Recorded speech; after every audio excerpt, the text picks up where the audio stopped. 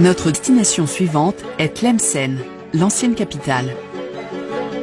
Elle est à 1 heure de route à travers des collines du littoral, et de toutes les villes algériennes, c'est la plus chargée d'histoire. Selon une théorie, son nom signifie « source » en berbère. La ville a une belle architecture médiévale, avec notamment une mosquée et un minaret de style mauresque datant du XIVe siècle. C'était autrefois une cité royale, et ses habitants continuent à parler un dialecte berbère particulier. Pour les autres Algériens qui ne parlent pas comme les gens d'ici, c'est très attrayant, parce que c'est un accent très symbolique. Quand ils entendent les gens de Tlemcen parler, ça évoque la beauté, la civilisation, le raffinement et l'histoire de Tlemcen. Tlemcen était autrefois la plus importante ville d'Algérie. Tlemcen a été la capitale du Maghreb central, c'est-à-dire de l'Algérie. À l'époque, l'Algérie était appelée Maghreb central. Le Maroc était le Maghreb et la Tunisie était l'Ifriqiya. Tlemcen était la capitale du pays. Tout le commerce entre l'Afrique et l'Europe passait par Tlemcen. C'était un carrefour. Comme c'était un point stratégique pour le commerce, Tlemcen est devenue la cible des dynasties qui se battaient pour la domination de l'Afrique du Nord au Moyen-Âge. La dynastie berbère des Zianides a transformé Tlemcen en une cité royale magnifique.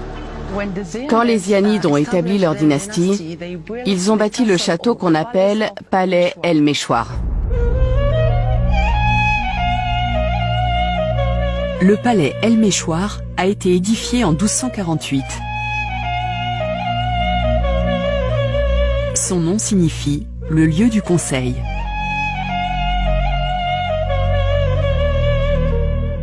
C'est un complexe palatial avec une impressionnante citadelle où se réunissaient les ministres royaux. C'était la résidence du souverain zianide Yagmorasen Ibn Ziyan, qui a transformé la citadelle en palais au début du XIVe siècle. La résidence royale est au cœur des fortifications. Il y avait 4 bâtiments et celui-ci était réservé au roi.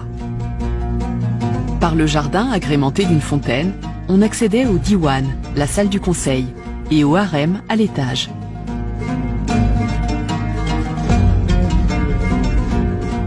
De chaque côté, il y avait les suites royales, occupées en fonction de la saison. La suite hivernale est en pierre et celle d'été en marbre, pour être plus fraîche.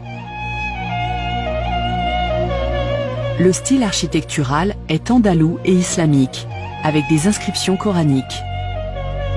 Le bâtiment a dû être restauré après les traces laissées par des siècles de guerre et de soulèvements. Les dalles d'origine ont été laissées visibles pour faire la différence entre les parties anciennes et celles qui ont été reconstruites.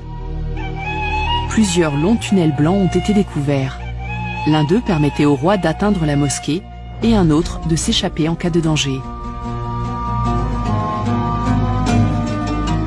À la fin du XIIIe siècle, à l'époque où Tlemcen a été assiégée par les Mérinides, la citadelle était réputée imprenable, notamment grâce à ses fortifications épaisses qui ont su résister au temps.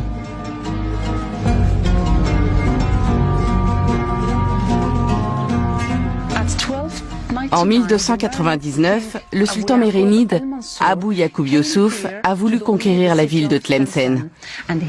Il est venu jusqu'à la citadelle, qui était en dehors de la ville, et il a installé son camp militaire. Son objectif était de s'emparer de Tlemcen.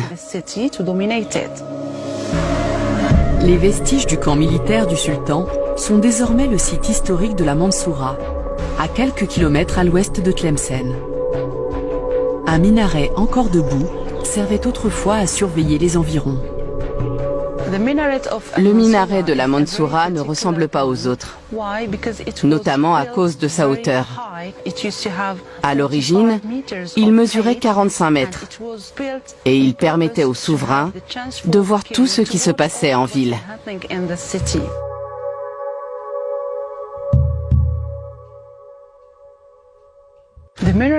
Il était richement décoré, avec de belles ornementations et des colonnes de différentes couleurs. Chaque couleur a un sens symbolique dans l'islam. Le sultan espérait remporter rapidement la victoire, mais le siège s'est éternisé et il a dû faire construire une autre citadelle. Après la construction de ces deux bâtiments, la Mansoura est devenue une vraie ville entourée par une grande enceinte qui comptait 88 tours. Ensuite, une grande mosquée a été construite. Elle s'élevait autrefois dans cette cour. Sa présence a transformé la citadelle militaire en véritable ville. L'entrée de la mosquée était à un endroit inhabituel. La particularité de ce minaret, c'est qu'il abrite aussi l'entrée principale de la mosquée. On doit passer par le minaret. Dans les mosquées ordinaires, le minaret et la porte d'entrée sont à des endroits différents. Alors qu'à la Mansoura, le minaret est aussi l'entrée de la mosquée. C'était une grande ville. Ils l'ont construite pour y vivre. D'ailleurs, à l'époque, il y avait deux villes distinctes. La première est la Mansoura, entourée par cette enceinte, et la seconde est la ville d'origine de Tlemcen, avec le palais El Meshwar et une enceinte qui va jusqu'à Agadir. La citadelle a été baptisée El Mansoura, qui signifie la victorieuse en arabe. Mais le sultan Abou Yacoub Youssouf n'a jamais réussi à faire tomber Tlemcen malgré tous ses efforts. Il a fini par renoncer en 1307. Le siège a duré 8 ans. Pendant tout ce temps, le sultan a essayé de prendre le contrôle de la ville de Tlemcen, mais il n'a pas réussi. Et après 8 années de tentatives, les envahisseurs sont rentrés chez eux, au Maroc.